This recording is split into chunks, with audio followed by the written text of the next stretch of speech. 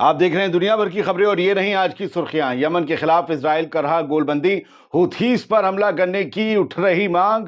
ایران بولا حوتھیز کو ہماری ضرورت نہیں۔ نارتھ غزہ میں آئی ڈی ایف نے اسپتال سے مریضوں کو کھدیڑا، لڑکھڑاتے پیروں سے کئی کلومیٹر پیدل چلے مریض۔ سیریا میں الجولانی کو ملی راحت، اپوزیشن فورسز ہتھیار ڈالنے کو راضی۔ سوڈان میں پھیل رہی بھوک مری، لاکھوں لوگوں پر خطرہ، خانہ جنگی میں جا چکی ہے 24,000 لوگوں کی جان۔ اور روس کی کمر توڑنے کی فراق میں امریکہ، خطرناک پابندیاں لگانے پر ہو رہا مشورہ۔ آزاد بول انڈیا میں آپ کا خیر مقدم ہے، میں ہوں عادل خان آزاد۔ آج 24 دسمبر 2024 ہے اور آپ دیکھ رہے ہیں اسپیشل بلیٹن پرائم ٹائم دنیا بھر کی خبریں۔ تو چلیے شروع کرتے ہیں دنیا بھر کی خبروں کا یہ سفر تفصیل سے۔ اسرائیل نے یورپ میں واقع اپنے تمام ایمبیسیز کو یہ آرڈر دیا ہے کہ وہ یمن کے انصار اللہ موومنٹ کو ٹیررسٹ آرگنائزیشن کے طور پر لسٹ کرنے کی سمت کام کرے، یعنی کہ اسے ایک ٹیررسٹ آرگنائزیشن بلائے، اسے ایک ٹیررسٹ آرگنائزیشن لسٹ کرے، تاکہ جن جن ملک میں ایمبیسیز ہیں اسرائیل کی وہاں پر بھی پریشر پڑے کہ وہ بھی ایسا ہی کریں۔ اسرائیل کے فارن منسٹر گیدون سار نے کہا ہے کہ یمن کے لوگ نہ صرف اسرائیل کے لیے بلکہ پورے ریجن اور پوری دنیا کے لیے خطرہ ہیں۔ گیدون سار نے کہا کہ پہلی اور سب سے بنیادی بات یہ ہے کہ انہیں یعنی حوتھیز کو ٹیررسٹ آرگنائزیشن کے طور پر لسٹ کیا جائے اور اعلان کیا جائے۔ یہ سب تب ہوا دوستو جب آج ہی صبح یمن کے حوتھیز نے ایک بار پھر تیل ابیب پر میزائل سے حملہ بولا۔ آئی ڈی ایف نے دعویٰ کیا کہ اس بار آئرن ڈوم نے عزت کا رائتا بننے سے بچا لیا اور یمن کی میزائل کو مار گرایا، لیکن سائرن کی آواز سن کر جب لاکھوں سیٹلرز اپنی جان بچانے کے لیے خوف میں بھاگ رہے تھے، تب اس میں سے 20 اسرائیلی بھگدڑ میں زخمی ہو گئے۔ اب اسرائیل یہ چاہتا ہے کہ حوتھیز کو ایز اے ٹیررسٹ لسٹ کر دیا جائے، تاکہ پھر وہ جتنے چاہیں تباہی مچائے، کوئی یہ نہ کہے کہ تم نے ایک ملک کو تباہ کر دیا بلکہ ایک آرگنائزیشن کو کیا۔ بڑھتے ہیں آگے۔ ایک طرف اسرائیلی پرائم منسٹر اور ڈیفنس منسٹر انصار اللہ موومنٹ کو تباہ کرنے، اس کے سینئر لیڈرز کو ختم کرنے کی دھمکی دے رہے ہیں، تو دوسری طرف زائنی میڈیا میں الگ آرٹیکل چھپ رہے ہیں، وہ یمن میں جنگ کا نکارہ بجانے کی مانگ کر رہے ہیں۔ یہ اسرائیلی نیوز پیپر دی جیروسلم پوسٹ میں چھپے ایک انالیسس میں یہ مانگ کی گئی ہے کہ BC یعنی کہ بات چیت بہت ہو چکی، اب یمن پر سیدھا حملہ کیا جائے۔ زبانی فائرنگ سے بہتر ہوگا یمن پر اصل فائرنگ کر کے حوتھی سے بدلہ لیا جائے۔ لیکن کیا حوتھیز کچھ نہیں کریں گے؟ انہوں نے تو کہا ہے ابھی ہم نے سب سے بڑا والا ہتھیار تو اپنا چلایا نہیں۔ بڑھتے آگے، ویسٹ بینک کی بات کرتے ہیں۔ ویسٹ بینک میں IDF کو نقصان کا سامنا کرنا پڑا ہے۔ یہ تصویر الاقصی شہید بریگیڈ نے شیئر کی ہے، جو کہ فلسطینی اسلامک جہاد کا ملٹری ونگ ہے۔ اس تصویر میں سفید اٹھتا ہوا دھواں دکھ رہا ہے۔ یہ دھواں اسرائیلی فوجی اور بلڈوزر کو نشانہ بنانے کے بعد اٹھ رہا ہے، دعویٰ کیا گیا۔ الاقصی شہید بریگیڈ نے یہ دعویٰ کیا کہ تلکرم جو ویسٹ بینک کا شہر ہے، علاقہ ہے، اس میں اللہ کی مدد سے اور طاقت سے ہمارے لڑاکے نور شمس کیمپ کے انٹری پوائنٹ کے پاس IDF کے ایک ملٹری بلڈوزر میں ایک طاقتور IED بلاسٹ کرنے میں کامیاب رہے۔ اب بلڈوزر تھا تو بلڈوزر چلانے والا آپریٹر بھی ہوگا اور اس کے علاوہ 2-3 لوگ بھی ہوں گے۔ کیا ہوا ان کی تقدیر کا بالکل بھی علم نہیں، نہ اس کے بارے میں اس بریگیڈ نے کوئی اور زیادہ اطلاع دی۔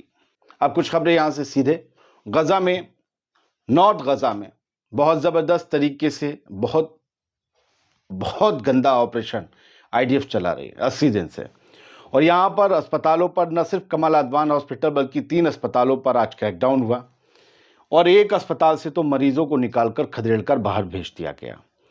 یہ تصویریں غزہ کے اسپتالوں سے ہی مریضوں کو کھدیڑے جانے کی ہیں۔ 22 تاریخ کو بھی ایسی واقعہ پیش آیا تھا، 24 دسمبر کو بھی یہی پیش آیا۔ تمام مریض جو چل بھی نہیں سکتے تھے، گھائل تھے، زخمی تھے، وہ مریض چل چل کر پیدل گئے ہیں کئی کلومیٹر، کوئی 15 کوئی 20 دوسرے علاقوں میں غزہ کے، تاکہ وہ محفوظ رہ سکیں۔ کسی کو اسٹریچرز پر لے جایا گیا، کہیں ویل چیئر بچ گئی تو ویل چیئر پر لے جائے گئے۔ عرب نیوز نے لکھا کہ اسرائیلی army forces patients out of north Gaza hospital. اسرائیلی آرمی نے پیشنٹس کو، مریضوں کو نارتھ غزہ کے اس اسپتال سے نکلنے پر مجبور کر دیا۔ یہ بتایا گیا ہے کہ انڈونیشین ہاسپٹل ہے غزہ کا، کمال ادوان نہیں، وہاں تو اب بھی بمباری جاری ہے۔ वहाँ का एक नज़ारा मैंने देखा और सुना तो मैं हिल गया। आप भी सुनेंगे तो हिलेंगे। ये कमाल अदवान हॉस्पिटल के डायरेक्टर हैं डॉक्टर हुसाम सफिया। ये जब बोल रहे थे, पूरी दुनिया को ये रिकॉर्ड करके वीडियो रोज़ भेजते हैं कि लोग सुने कि क्या हो रहा है गज़ा में, नॉर्थ गज़ा में। आम लोगों के घर और इमारतें तो छोड़ दीजिए, जब अस्पतालों पर गोले गिराए जा रहे हों तो आम लोगों के घरों के साथ और आम लोगों के साथ क्या हो रहा होगा। आप छोटी सी क्लिप देखिए, छोटी सी 5-7 सेकंड की, आपको अंदाजा हो जाएगा। अबू सफिया बोल रहे थे, एकदम बॉम्ब गिरता है, पर्दे हिलते हैं, ये भी रुक जाते हैं, डरते हैं। ये गजा में अस्पतालों की हालत है। إحداث أضرار جسيمة في المستشفى. طبعا هذا هو الحال. بسم الله الرحمن الرحيم. اليوم 24/12/2004. लिखा है यहाँ कि 50 मीटर, सिर्फ अस्पताल की दीवार से 50 मीटर दूर एक रोबोट से जो है, रोबोट ये इस्तेमाल कर रहे हैं आईडीएफ वाले, रोबोट से ब्लास्ट किया गया, क्योंकि उसमें आदमी नहीं होता, मारे जाने का खतरा नहीं है। गया अंदर और जाकर उसने ब्लास्ट किया। और ये मेन बिल्डिंग से 50 मीटर दूर की बात हो रही है। और ये कहा गया कि 20 किलोग्राम के बॉम्ब गिरा रहे हैं ड्रोन इनके, वो क्वाडकॉप्टर, 20-20 किलो के बॉम्ब। सोचिए उससे क्या तबाही होती होगी जब 20 किलो बारूद आसपास, अस्पताल के आसपास सब कुछ मटिया मेट किया जा रहा है, क्योंकि इन्होंने ये कहा है कि हम अपनी आखिरी सांस और खून की आखिरी बूंद तक यहाँ से नहीं निकलेंगे, ना मरीजों को छोड़ेंगे ना खुद निकलेंगे, क्योंकि इन्हें पता है एक बार ये निकले तो गजा का आखिरी अस्पताल नॉर्थ गजा का तबाह बर्बाद कर दिया जाएगा। लिहाजा ये छोड़ने को राजी नहीं है। तो आसपास इतने धमाके किए जा रहे हैं सारी बिल्डिंग्स में कि इस अस्पताल की दीवारें कमज़ोर होते होते भरभरा कर खुद गिर पड़े। समझिए, ये भी तो एक स्ट्रेटजी होती है। बढ़ते आगे, मेयर न्यूज़ की खबर कहती है कि हिजबुल्लाह के साबिक सदर हसन नसरल्लाह को अब कहाँ दफनाया जाएगा, फाइनली उस जगह को चुन लिया गया है। मैं 24 दिसंबर में हसन नसरल्लाह को दफनाने की बात कर रहा हूँ जी। उनको एक बार उनके मारे जाने के बाद दफनाया गया, फिर दोबारा जब सीज फायर हुआ तो कहीं और ले जाया गया, और अब उसके बाद फाइनली ये बताया गया है कि जो इंटरनेशनल एयरपोर्ट है बेरूत में, रफ़ीक हरीरी एयरपोर्ट है जहाँ तक, और रफ़ीक हरीरी एयरपोर्ट रोड के पास ही, यस, रफ़ीक हरीरी इंटरनेशनल एयरपोर्ट के पास जो वहाँ तक रोड ले जा रही है, वहाँ पर हसन नसरल्लाह को फाइनली दफनाया जाएगा और उनकी कब्र को एक मज़ार के तौर पर जो है, एक श्राइन के तौर पर बनाया जाएगा, ताकि लोग वहाँ आते रहें, उनकी कब्र की ज़ियारत करते रहें, उन पर दुरूद पढ़ते रहें, उनकी मग़फ़िरत की दुआ करते रहें, और उनकी बातें वहाँ लिखी जाएंगी दीवारों पर, उनके बयान जो सबसे ज़्यादा फेमस हुए, उन्होंने क्या क्या अचीवमेंट हासिल किए, ये सब वहाँ होगा ताकि लोग पढ़ें और हसन नसरल्लाह को जान सकें। फ़िलहाल ये ईरानी एजेंसी है मेहर, आपको पता ही होगा। ईरान के फॉरेन मिनिस्टर ने एक बड़ी बात कही है, ये बात कल से चल रही है। ख़ामनेई साहब ने परसों कही थी, कल IRGC के चीफ हुसैन सलामी ने कही, और आज अब्बास अराक्ची जो फॉरेन मिनिस्टर ऑफ ईरान है उन्होंने कह दी कि यमन के हाउथीज़ को ईरानी मिलिट्री मदद की कोई ज़रूरत नहीं है। वो अपने आप में कुव्वत रखते हैं कि अमेरिका और इज़राइल जो उन पर हमले कर रहे हैं वो उनसे निपटे। ईरान के हाउथीज़ को यमन के हाउथीज़ को ईरान मिलिट्री असिस्टेंस नहीं देगा, मदद नहीं देगा, और वो ये कहते हैं कि उन्होंने जो भी अपने हथियार और मिसाइल डेवलप किए हैं वो अपने आप पर किए हैं। लगातार वो इजराइल में मिसाइल गिराकर बता रहे हैं कि इजराइल का आयरन डोम या कोई भी एयर डिफेंस सिस्टम महज एक सफ़ेद हाथी था। वो ये कहते हैं कि वो लड़ रहे हैं, हाँ हम उनका सपोर्ट करते हैं, हम उनके साथ हैं, लेकिन हमारी मिलिट्री असिस्टेंस की उन्हें कोई ज़रूरत नहीं है। ईरान की गवर्नमेंट जो है उसकी स्पोक्स पर्सन है ये बहन फातिमा मोहजिरानी। इन मैडम ने ये बताया है कि अभी फ़िलहाल कंसल्टेशंस चल रहे हैं, और ये डिप्लोमेटिक कंसल्टेशंस हैं। इस बारे में ज़िक्र हो रहा है कि सीरिया में वापस ईरान की एम्बेसी को दमिश्क में कैसे और कब खोला जाए, रीओपन करना है एम्बेसी। असद की हुकूमत गिरते ही बंद कर दी गई थी, बताया गया था कुछ हमले हुए एम्बेसी पर, लेकिन अभी फ़िलहाल ईरान की हुकूमत नई जो वहाँ का निज़ाम है HTS का, हयत तहरीर अल शाम का, उससे बातचीत करके और अपने यहाँ भी बातचीत करके कि कब से या खोलनी चाहिए या नहीं खोलनी चाहिए, खोलें तो कब से करें, क्या क्या चीज़ होगा دیکھا جائے گا. فی الحال یہ دو اپوزٹ لوگ ہیں, اب ان کی کیسے بنتی ہے, ان کے ڈپلومیٹک ریلیشنز کیسے بنتے ہیں, یہ بھی دیکھنا اپنے آپ میں دلچسپ ہوگا. سیریا کی اتھارٹیز نے بتایا ہے کہ آرمڈ گروپس اگری ہو گئے ہیں ڈسبینڈ ہونے پر, اپنے ہتھیار ڈال کے گورنمنٹ میں شامل ہونے کو, کیونکہ الجولانی نے یہ کہا تھا کہ اس کنٹری میں اب ایسا نہیں ہے, اس نئے سیریا میں الگ الگ کوئی گٹ ہو, گروپ ہو, ہتھیار اٹھا کر چل دیں, بلکہ سبھی کا ایک ڈیفنس منسٹر ہوگا جیسے تمام کنٹریز کا ہوتا ہے. اگر آپ کو فورس جوائن کرنی ہے ملٹری میں آئی ہے, لیکن ایسا نہیں ہوگا کہ تم نے 47 لے لی اور تم نے 45 لے لی اور چل دیے دھن دھن دھن, نہ, سب کو ہتھیار ڈالنے ہوں گے. ہتھیار ہم نے اٹھائے تھے بشار الاسد کے حکومت سے آزادی کے لیے, وہ حاصل ہو چکی ہے. تو اب پتہ یہ چلا ہے, کہا جا رہا ہے کتھت طور پر کہ تمام گروپس, صرف ایک ایس ٹی ایس تو نہیں تھا, تمام گروپ راضی ہو گئے ہیں ہتھیار ڈال کے حکومت میں شامل ہونے کو. اور اب یہ بتایا جا رہا ہے کہ دمشق میں سینکڑوں لوگ اترے سڑک پر, کیونکہ وہاں کی مائنورٹی میں کرسچنز بھی شمار ہیں, اور کرسچنز کے کرسمس ٹری جو ہوتا ہے کل جو ہے 25 دسمبر ہے, اور ان کے بلیفز کے مطابق عیسائی دھرم کے حضرت عیسیٰ علیہ السلام نے کل جو ہے وہ ان کا یوم ولادت ہے. کل ویسے خاکسار بھی اس دنیا میں آیا تھا, لیکن یوم ولادت 25 دسمبر کو عیسیٰ مسیح کا بناتے ہیں.